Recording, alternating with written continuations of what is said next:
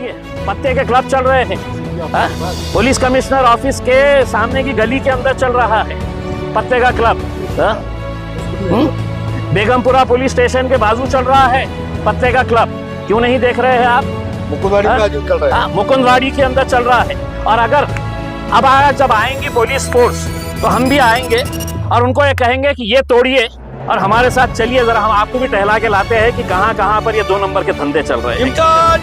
तुम आगे बढ़ो। आगे थे, इनको गिराने का मकसद क्या है? आप सिर्फ एक मंत्री की गुलामगिरी कर रहे हैं ना, आप सिर्फ एक मंत्री की एक आमदार की चाटुगिरी करने के लिए आप ये कर रहे हैं ना, क्योंकि वो कौन सी भारतीय जनता पार्टी के पार्टी से ताल्लुक रखने वाला है, गृह मंत्रालय उसके पास है, मेरा ट्रांसफर हो जाएगा, मुझे कहीं दूसरे कोने की जगह पे ढकेल देंगे, इस वजह से यही डर आपको सता रहा है ना। कौन कर रहा है विकास की बात और कौन कर रहा है वादे? चुनाव की दस्तक हो चुकी है और अब सवाल उठेंगे सीधा नेताओं से।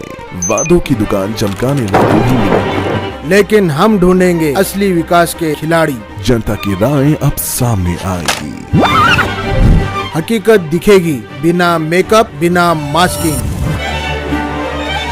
जनता बोलेगी, सुनेगा नेता। औरंगाबाद वालों तैयार हो जाओ, क्योंकि अब की बार खबर होगी दमदार। ये सिर्फ न्यूज नहीं, ये है आपकी आवाज। तो आप जुड़े रहिए औरंगाबाद तक के साथ। औरंगाबाद तक, औरंगाबाद शहर का सबसे तेज न्यूज नेटवर्क।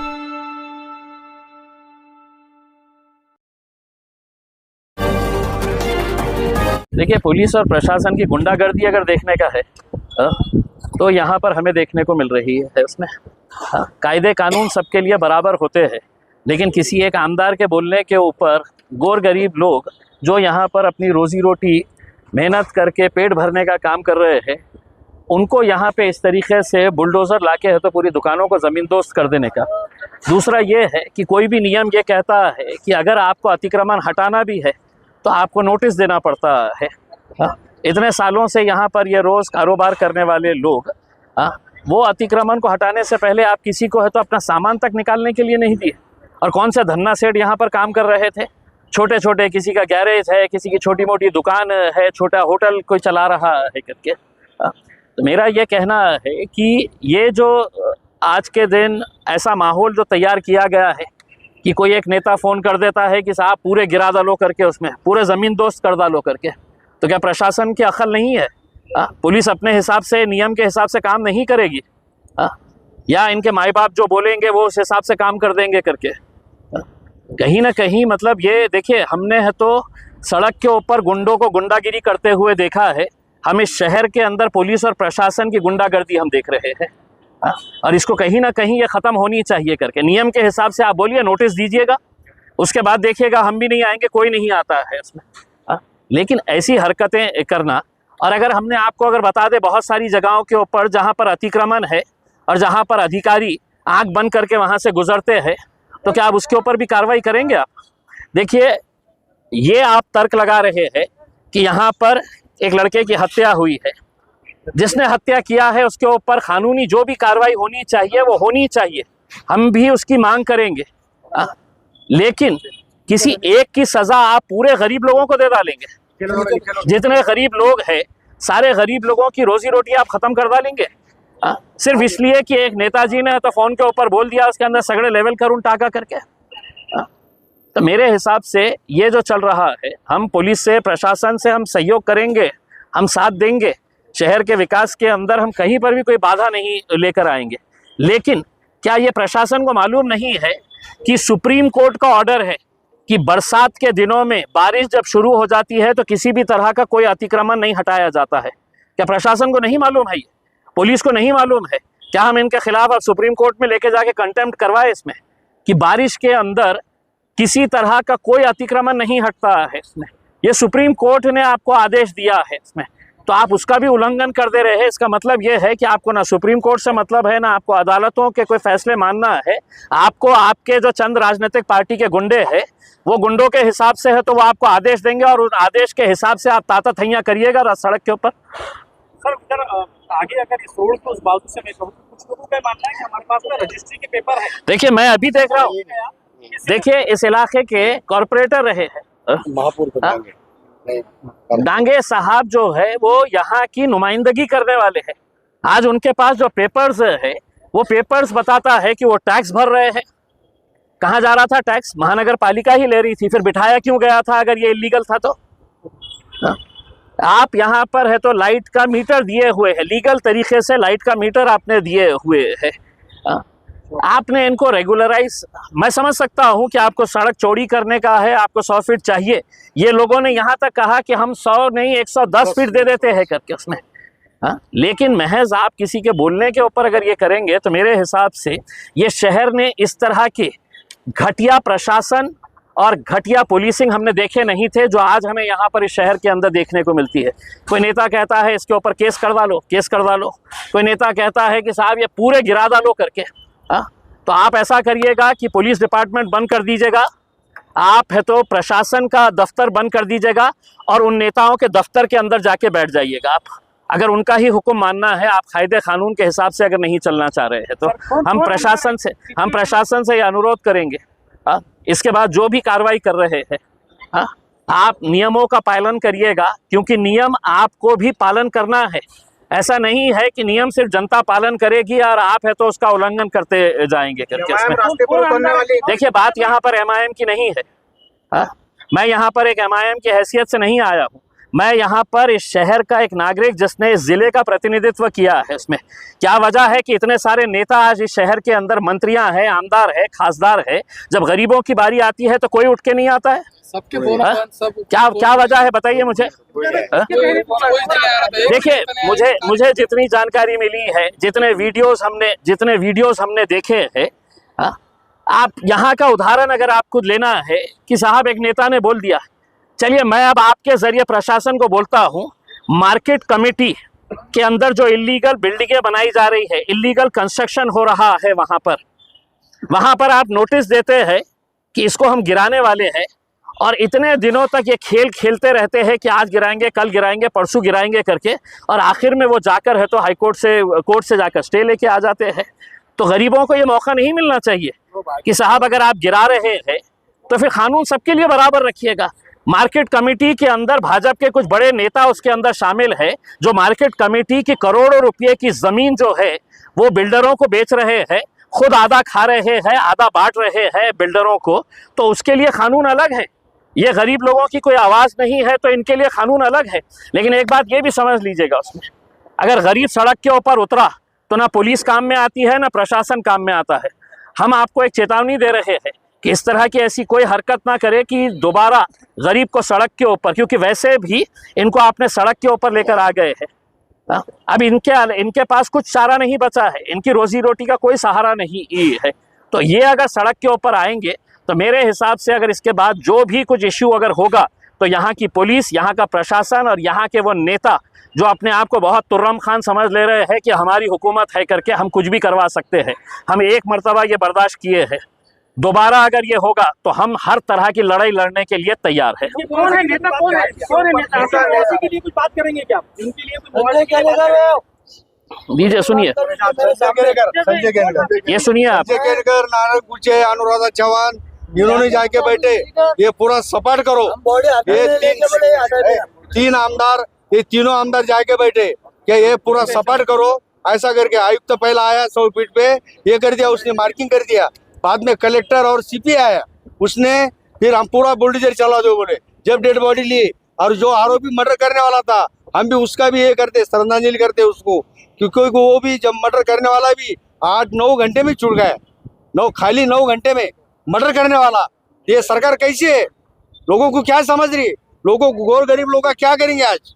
अगर कुछ होगा तो हम भी सब गौर गरीब लोग यहाँ के पेट भरने वाले 3000 लोग यहाँ पे पेट भर रहे आज। मैं इम्तियाज जलील साहब का मैं शुक्रिया मानता हूँ। आप जल्दी से तुम्हारे ख्याल में आ गए और आप जो न्याय देंगे, आप तुम्हारे से हमको बहुत देखिए उम्मीद है कि आप हमको न्याय दोगे। नहीं, जाति का कोई रंग का सवाल नहीं। देखिए साहब, एक बात समझ लीजिएगा, हर जात और हर धर्म के अंदर आपको 2% ऐसे लोग मिलेंगे जो समाज कंटक होते हैं, जिनके लिए है तो मार धाड़, चोरी उचक्का, हत्याएं करना उसमें हमने अभी वैजापुर के अंदर एक हिंदू बच्चे ने है तो मुसलमान बच्चे का हत्या कर दी है उसमें। हमने कभी ये नहीं कहा है कि वहाँ पर हिंदू मुस्लिम का झगड़ा है करके। वहाँ पे दो लोगों की एक ने मारा, दूसरे ने ये किया, हमने वहाँ पर जाके शांति ये की है। यहाँ पर जिस किसी की हत्या हुई है हम उसकी श्रद्धांजलि अर्पित करते हैं उसको। हमें अफसोस होता है कि एक नौजवान लड़के का जब कत्ल होता है करके, कानून ने अपने हिसाब से कार्रवाई करना चाहिए, लेकिन हर उसमें अगर आप जाति धर्म और मजहब निकालेंगे और अपने राजनीतिक रोटियां सेकेंगे, मैं आपको ये कह रहा हूँ ये जितने भी लोग हैं ये दोबारा 4 महीने के बाद जब ये भीख मांगते आएंगे ये पब्लिक के सामने कटोरा लेकर कि हमें दो, तो तब इन्हें क्या मिलने वाला है, जूते से मारकर इन्हें पब्लिक वहां पे भेजाएगी। इन्हें देख लीजिएगा। देखिए नियम कहता है कि अगर आप किसी को इस तरीके से बेरोजगार कर रहे हैं, आप किसी की रोजी रोटी छीन रहे हैं, तो इनको टेम्पररी शेड प्रोवाइड करना होता है, उसमें इनको कंपेंसेशन देना होता है। ये इस तरह से ये जो कर रहे हैं, मेरे हिसाब से शहर के अंदर बहुत बड़े बड़े चीज़ें चल रहे हैं। अगर प्रशासन और पुलिस को अगर हमने बताया कि क्या क्या 2 नंबर के धंधे चल रहे हैं करके, क्या क्या गलत काम चल रहे हैं करके, तो हम भी बड़ी महफिल के अंदर है तो आपको बताएंगे, चलिए हमारे साथ फिर कार्रवाई कैसी करते हैं करके। जो नशे का कारोबार आप चला रहे हैं, दारू के अड्डे चल रहे हैं, दारू के अड्डे चल रहे हैं, बहुत दूर नहीं चल रहे हैं, यहीं चल रहे हैं। यहाँ के शिवाजी महाराज लॉटरी के दुकान कौन चला रहा है, इलीगल लॉटरी के।